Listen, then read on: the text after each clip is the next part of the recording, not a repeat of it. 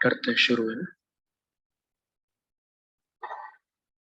मोक्षमार्गस्य नेतारं भेत्तारं कर्मभूभृतां ज्ञातारं विश्वतत्त्वानां वन्दे तद्गुणलब्धये। तो पिछले सत्र में ये चर्चा थी कि शराब क्यों नहीं पीनी चाहिए। तो इसमें 3 श्लोक थे, 3 काव्य थे। मद्यम मोहयति मनो मोहित चित्तस्तु विस्मरति धर्मम विस्मृत धर्मा जीवो हिंसामविशंकमाचरति। मदिरा पीने से अपना मन भ्रमित हो जाता है, बुद्धि ठीक से काम नहीं करती। और उसका कल हमने बतलाया था वैज्ञानिक कारण क्या है कि जो अल्कोहल होता है उसकी एक प्रॉपर्टी है कि वो ऑक्सीजन को एब्जॉर्ब करता है।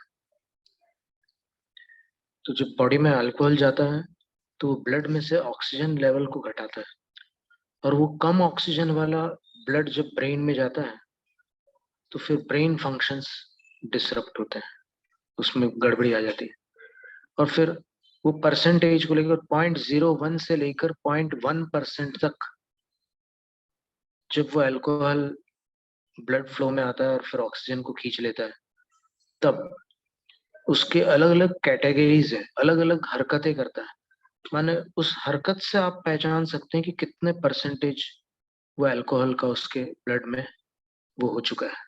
उससे पहले वो कुछ भी बड़बड़ाता है, कभी रोता है और रोते रोते हंसने लग जाता है, बीच बीच में चिल्लाता है, लड़ाई करता है, और अपने आप को पता नहीं क्या समझता है, कुछ अलग ही समझता है। वो सोचता है कि I am at the top of the world, ऐसा समझता है, टॉप 10 समझ लेता है अपने आप को, ऐसा हो जाता है। तो ये सब उसके परसेंटेज के ऊपर है। इसका पूरा चार्ट आता है 0.01 से लेकर 0.1 तक के क्या क्या होता है। और लास्ट में 0.1 वाला जो है उसके मुंह से झाग निकलने लग जाती है, और अल्टीमेटली उसके सारे सिस्टम्स फेल हो जाते हैं, वो एक्सपायर हो जाता है, मृत्यु हो जाती है। तो जब एक्सेसिव हो जाता है तब उसकी मौत हो जाती है। तो ये यहाँ पर आचार्य कह रहे हैं, 1000 वर्ष पुराना श्लोक काव्य है ये। इसमें कह रहे हैं कि इससे मन भ्रमित होता है, और मन भ्रमित होने के बाद क्या करना क्या नहीं करना इसका विवेक नहीं रह जाता। और विवेक न रह जाने के कारण वो कुछ भी कर डालता है, किसी से भी लड़ जाता है, किसी को भी मारने लग जाता है। कोई हथियार उसके हाथ में आ जाए या फिर कोई रॉड या कुछ भी आ जाए तो वो कुछ भी तबाही मचा सकता है। वो कांच भी तोड़ सकता है और किसी की हड्डी भी तोड़ सकता है। तो ये एक बात हो गई कि शराब पीने से व्यक्ति हिंसक बन जाता है। जब उसको होश नहीं रहता तो फिर वो कुछ भी कर डालता है। फिर दूसरी बात बता रहे हैं, रसजानांच बहूनां जीवानां योनिरिष्यते मध्यम मध्यम भजतां तेषां हिंसा संजायते वश्यम। कोई सवाल करता है कि मान लो किसी ने पी ली और उसको मौका ही नहीं मिला कुछ उपद्रव करने का, उसको किसी पलंग पर लेटा दिया, वो चुपचाप सो गया, तो उसमें क्या, इसमें क्या बुराई है। वो बाहर जाएगा और नशे में उत्पात मचाएगा, उससे अच्छा तो वो सो गया। तो अगर कोई पीकर सो जाता है तो पीने में क्या बुराई है। तो इसका जवाब है, रसजा नाम च बहुना। मदिरा एक प्रकार का रस, यानी एक तरल पदार्थ। तो उस रस में उसको, वो फर्मेंटेशन से बनता है, आपको आइडिया हो कि नहीं पता नहीं, उसको फर्मेंट करना पड़ता है, बहुत समय तक के उसको फर्मेंट किया जाता है। और जितने अधिक समय तक के उसको रखा जाता है वो मदिरा उतनी ही सशक्त हो जाती है, स्ट्रांग हो जाती है। जैसे द्वारिका में 12 वर्ष पुरानी मदिरा पी करके वो जो राजकुमार थे वो विक्षिप्त हो गए, और इतना नशा चढ़ गया उनको कि उन्होंने एक मुनि महाराज के साथ मारपीट कर दी। और वो मुनि महाराज जो थे वो शक्ति संपन्न थे, भले शरीर से दुबले पतले होंगे लेकिन उनके पास कुछ पावर्स थी। तो फिर वो पावर्स जब उनने यूज की श्री कृष्ण जी ने, बलराम जी ने, सबने उन साधु को रोका कि महाराज क्षमा करो, ये युवा पीढ़ी है, गलती से इनने पानी समझकर उसको पी लिया, क्योंकि वो कदम्ब के कुंड में शराब थी और उनको समझ में नहीं आया कि कदम्ब के कुंड में शराब है या पानी है। तो उनने उसको पानी समझ करके पी लिया और वो निकली शराब, और ऐसा उपद्रव हो गया। और तब वो मुनि महाराज ने बोला, कृष्ण और बलराम, मैं आप दोनों को तो मैं, आपके प्रति मेरा कोई वो नहीं है विकल्प, लेकिन जिनने अपराध किया है उनको नहीं छोड़ सकता। तो फिर दो प्रकार की कथाएं आती है। एक कथा में आता है कि उनकी मृत्यु हो गई और मृत्यु के बाद वो अग्नि कुमार बन गए, गॉड ऑफ फायर बोलते हैं, और उनने सब जला डाला। और दूसरे में ये आता है कि उनके ही शरीर में जो रिद्धि थी, उनको तेजस रिद्धि थी, तो उनके बाएं कंधे से अग्नि निकली और उस अग्नि ने उन सबको जला डाला। जितने भी वो उपद्रवी राजकुमार वगैरह थे, सबको नष्ट कर दिया। बस कृष्ण और बलराम जो थे, उनको इनने क्षमा कर दिया था। उनने क्षमा मांगी थी कि हे गुरुवर, ये बहुत बड़ी गलती हो गई, हमारे यहाँ के राजकुमार थे वो, तो हम उनकी तरफ से आपसे क्षमा याचना करते हैं। तो उनको क्षमा किया था। फिर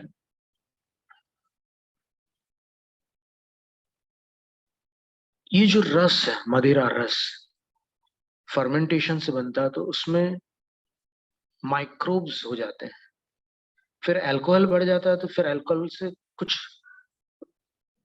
कुछ परसेंटेज डिसइंफेक्शन भी होते हैं। वो उससे, वो अल्कोहल से कई जीव उसी में समाप्त भी हो जाते हैं। लेकिन यहाँ पर कहते हैं कि कुछ ऐसे जीव होते हैं, कितने प्रकार के जीव है। क्लेमाइडोमोनास नाम का जो एक वन सेल्ड ऑर्गेनिज्म है, वो बर्फीली चोटियों के ऊपर भी उत्पन्न होकर के कलर्स चेंज कर देता है। कभी कभी बर्फ के ऊपर वो काई जैसी लगी रहती है, तो वो जो काई है वो अलग अलग रंग की होती है। तो कहने का तात्पर्य ये था कि जीव अलग अलग स्थानों पर उत्पन्न होते हैं, बहुत प्रकार के जीव। फिर उसमें भी बहुत सारे जीव हो जाते हैं। तो अगर वो पीकर सो भी जाएगा, तो फिर पीने के कारण वो सारे जीव जो उसमें हैं, वो सब समाप्त हो जाएंगे। और फिर तीसरे श्लोक में कहते हैं कि क्यों नहीं पीना चाहिए। तो बोलते हैं कि अभिमान, पीने के बाद अभिमान आ जाता है, भय, डरने लग जाता है पीने के बाद। कई शराबी लोग एकदम डर जाते हैं, पीते हैं, नशा चढ़ता है और एकदम डर जाते हैं, क्यों मैं मार डालेगा मेरे को, मार डालेगा, मेरे को बचा ले। ऐसा करके वो कुछ का कुछ बोलते क्या, वो बकते हैं। फिर जुगुप्सा, उसको ग्लानि होती है, ऐसे छी छी छी छी करता है कई बार। फिर कभी हंसता है, खूब खिलखिला करके हंसता है। तो कोई अनजान व्यक्ति अगर दूर से सुने तो सोचेगा कि रामायण सीरियल चल रहा है और रावण हंस रहा है। तो हंसता जम के, फिर रति, प्रीति को प्राप्त हो जाता है। फिर शोक करता है। कल हमने उदाहरण दिया था कि 6 साल पहले किसी की मृत्यु हुई थी, वो आज शराब पी करके रो रहा है कि अरे मर गया, मर गया। फिर उसके अंदर काम विकार भी उत्पन्न हो जाता है। क्रोध आदि तो होते ही होते हैं, कितना गुस्सा करते हैं शराबी लोग, लड़ाई झगड़ा करते हैं, चिल्ला चोट करते हैं। अब देखो, झोंपड़ियों में जो लोग शराब पीते हैं, वो रात भर अपनी पत्नी को नहीं सोने देते, बच्चों को परेशान करते हैं, क्या तूफान मचा रहता है उनके यहाँ हमेशा। बिहार में कई बार देखने, एक बार हम बिहार में बरेली से भोपाल जा रहे थे, तो रास्ते में अलमपुर नाम का गांव मिला। तो अलमपुर नाम के गांव में हम रुक गए, कुछ पता नहीं था कि वहां पर क्या होने वाला है। तो वहां पर मैक्सिमम लोग शराबी थे। जैन तो थे ही नहीं कोई। तो एक शराबी हमारे पास आकर के बोलता है कि बाबा राम, वो मेरा 80 रुपया नहीं दे रहा, वापस दिला दे बाबा। तो ऐसे नाटक करते हैं। और लड़ाई, ऐसी लड़ाई, उसकी पत्नी बच्चे को गोद में लेकर के उनके हाथ पकड़ करके अंदर बुला रही है, घर में आ जाओ, मत लड़ो मत लड़ो उससे। नहीं नहीं छोड़ूंगा मैं, बोले ऐसे। ऐसे उसको वो आ जाता है।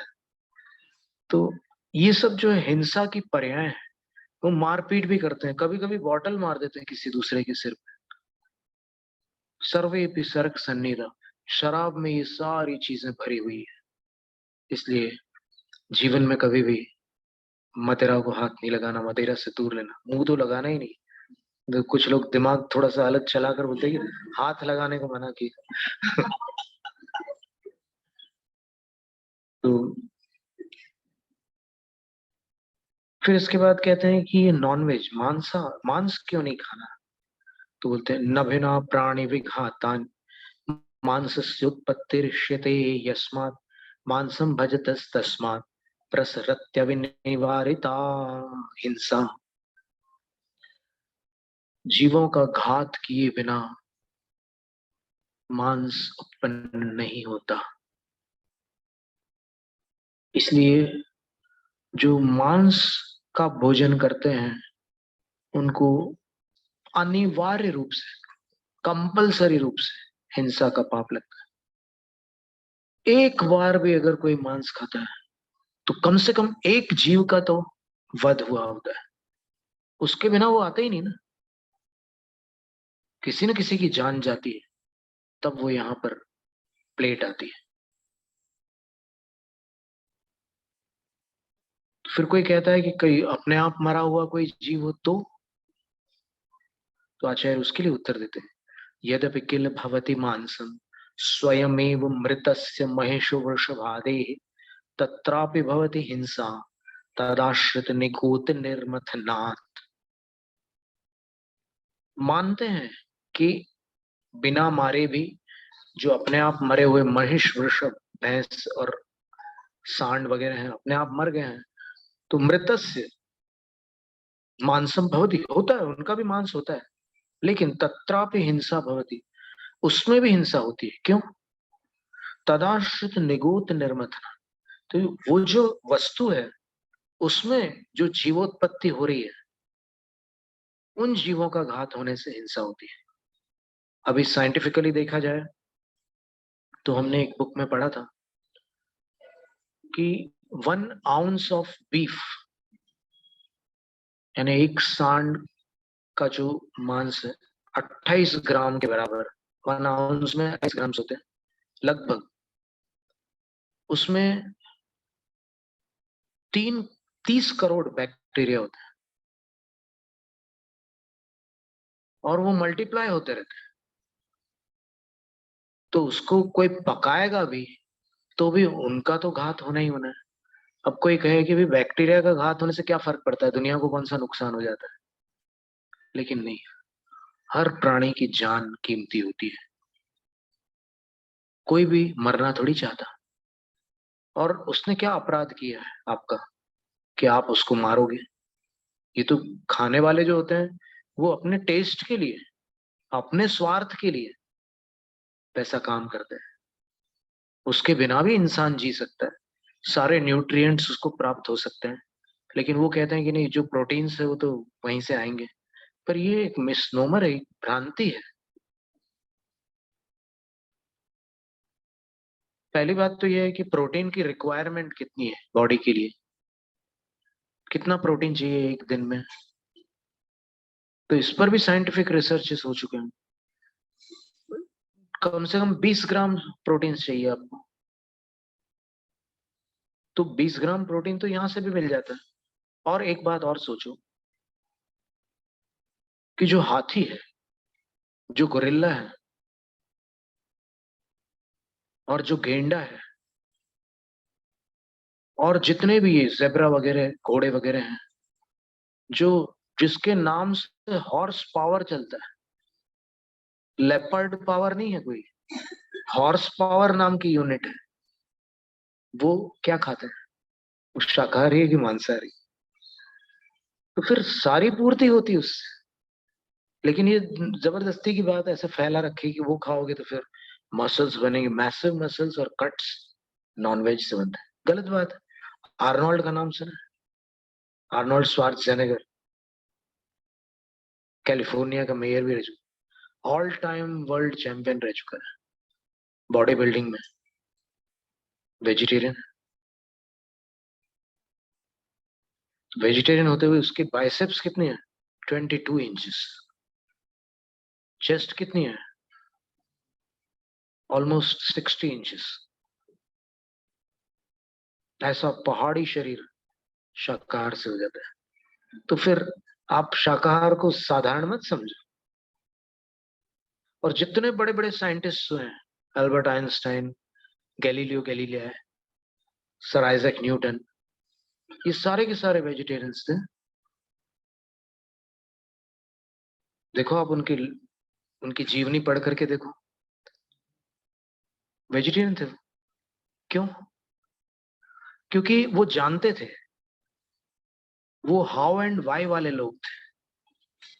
तो इसलिए कभी भी वो किसी ट्रेंड को ब्लाइंडली फॉलो नहीं कर सकते थे, किसी पद्धति को आंख बंद करके नहीं स्वीकार कर सकते थे। तो इसलिए यहाँ कहते हैं कि उसमें रहने वाले जीवों का तो घात होता ही है, इसलिए इससे बचना चाहिए। और एक बात और कह रहे हैं, आमा स्वपि पक्वा स्वपि विपच्यमाना सुमांस पेशीषु सातत्येनोत्पादस तज्जातीनां निगोतानाम। कच्चे हुए, कच्चा मांस हो, पक्का मांस हो, या सेमी कुक्ड हो, मतलब अधूरा पका हुआ हो, उनमें उस जाति के जो निगोत जीव होते हैं वो निरंतर उत्पन्न होते रहते हैं। और फिर कहते हैं, आमां वा पक्वाम वा खादति स्पृष्ट्वा पिशित पेशीं सन्निहन्ति सतत निचितम पिंडम बहु जीवकोटीनाम। कच्ची अथवा पक्की मांस की डली को जो खाता है या छूता भी है, तो सन्निहन्ति सतत निचितम, वहां निरंतर इकट्ठा होने वाले जो जीव जंतु हैं उसके अंदर के, उन सब का घात हो जाता है छूने से या खाने से। और इसके बाद शहद क्यों नहीं खाना चाहिए, इसके ऊपर आचार्य महाराज कुछ श्लोक बता रहे हैं। ये हनी आयुर्वेद में बहुत इस्तेमाल होता है, लेकिन यहाँ पर जैनिज्म में और फिर महाभारत में, भागवत में और अन्य अनेक शास्त्रों में शहद का निषेध किया है। सप्तग्रामे तु यत् पापम मग्निना भस्मसात् कृते तत् पापम जायते जंतुर मध्वैक बिंदु भक्षणात्। 7 गांवों को जलाने पर जितना पाप लगता है, उतना पाप शहद की एक बूंद खाने पर लगता है। तो यहाँ लिखा है, मधु शकलमपि प्रायो मधुकर हिंसात्मकं भवति लोके भजति मधुमूढ़धिको यस्य भवति सह हिंसकोत्यंतम। एक बूंद शहद भी मधुमक्खियों की हिंसा रूप होता है इस लोक में। तो जो अज्ञानी जीव मधु का सेवन करता है वह अत्यंत हिंसक होता है। आपने कभी छत्ता देखा मधुमक्खियों का?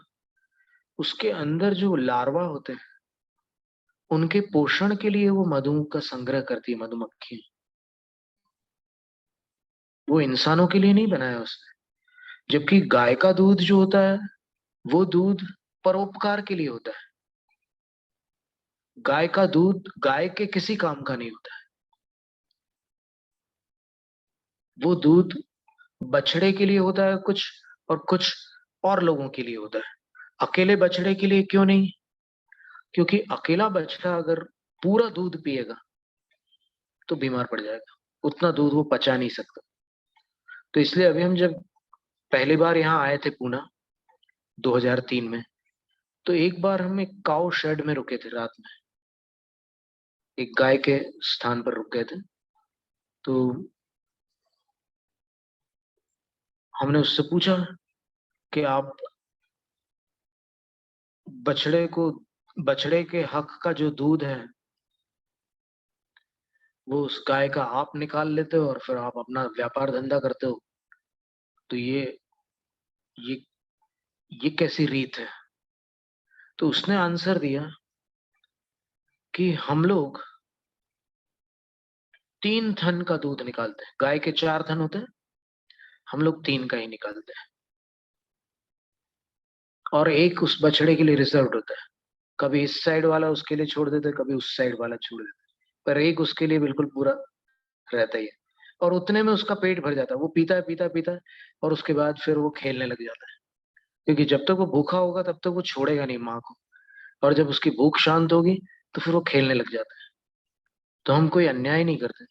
और अगर इसको 4 थन का दूध पिलाएंगे तो ये बीमार पड़ जाएगा, और अगर 4 थन का हम ले लेंगे तो फिर उसके साथ अन्याय होगा। ये यहीं पूना के कहीं आसपास हम आ रहे थे, तब यहाँ रास्ते में कहीं मिला था वो, तब ये बात हुई थी। अप्रैल का महीना था और मई 4 को हम फर्स्ट टाइम पूना आए थे उस बार, 4 मई को 2003 में। तो जस्ट अप्रैल एंड एंड की बात होगी वो, 30 अप्रैल होगा या 29 होगी, तब ये घटना हुई थी।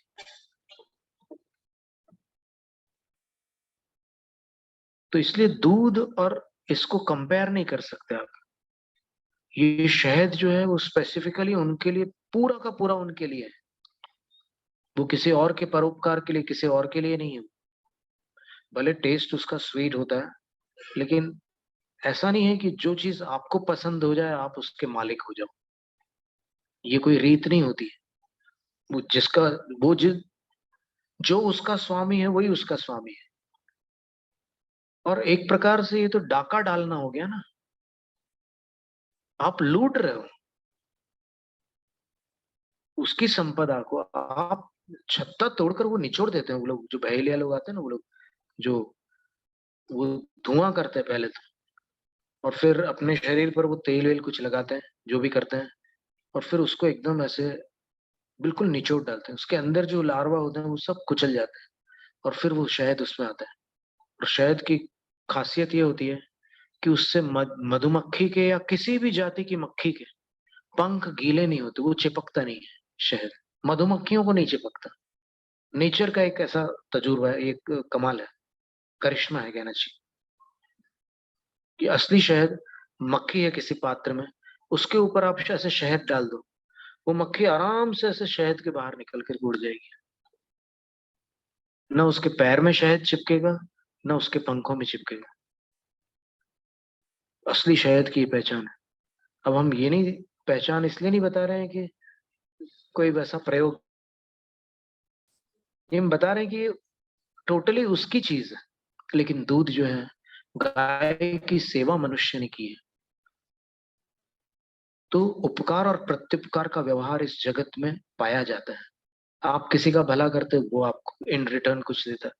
तो वैसे ही गाय की आपने सेवा की, इन रिटर्न आपने थोड़ा सा दूध ले लिया। वो भी ऐसा नहीं है कि उसको तकलीफ दे करके लिया हो, या फिर उसके बछड़े का हक छीन लिया हो। और वो दूध दूसरों के लिए ही होता है। तो इस प्रकार ये दूध और इसमें थोड़ा सा फर्क है। दूध को हम वेजिटेरियन नहीं बोल रहे हैं, दूध एनिमल प्रोडक्ट है। और जो वेजिटेरियन लोग दूध पीते हैं उनको लैक्टो वेजिटेरियन कहते हैं। पता है आपको? जो दूध पीने वाले वेजिटेरियंस होते हैं उनको लैक्टो वेजिटेरियन कहते हैं। और जो टोटली वेजिटेबल्स और फिर फ्रूट्स से रहने वाले लोग हैं उनको वेगन बोलते हैं। इन दोनों में थोड़ा सा फर्क है। वो दूध का भी विरोध करते हैं, क्योंकि उन दूसरे कंट्रीज में जो दूध का सिस्टम है वो थोड़ा सा नुकसान वाला है, बछड़ों के लिए भी और अन्य उनके गायों के लिए भी। उससे उनको नुकसान पहुंचता है। और इंजेक्शन से दूध निकाला जाता है, वो इंजेक्शन से दूध की मात्रा बढ़ती नहीं है। इंजेक्शन से क्रैम्प्स आते हैं उसके यूटरस में, गाय के।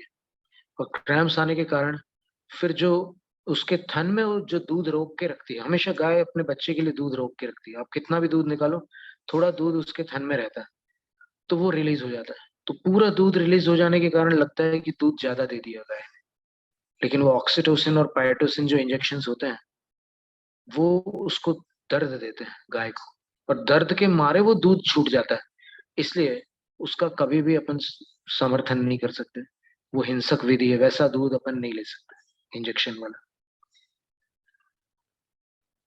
फिर कहते हैं स्वयमेव विगलित न्यू गृह्णीयाद वा छलेन मधुगोलात् तत्रापि भवति हिंसा तदाश्रय प्राणिनां घातात्। दूसरी विधि है शहद की।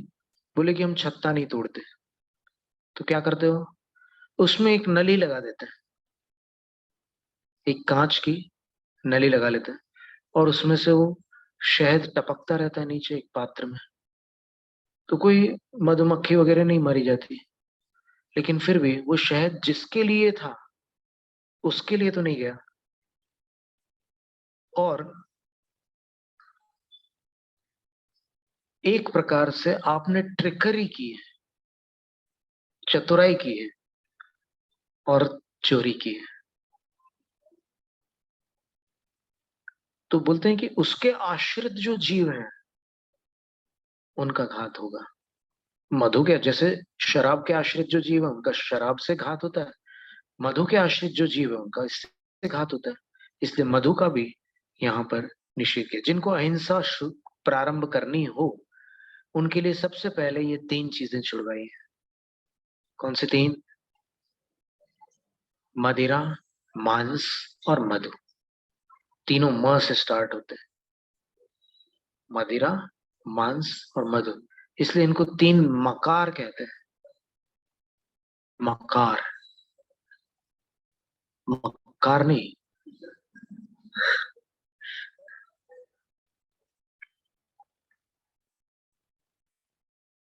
तो आज इतना ही रखते हैं। जैनम जयतु शास्त्र। तीन मकारों का निषेध हो गया।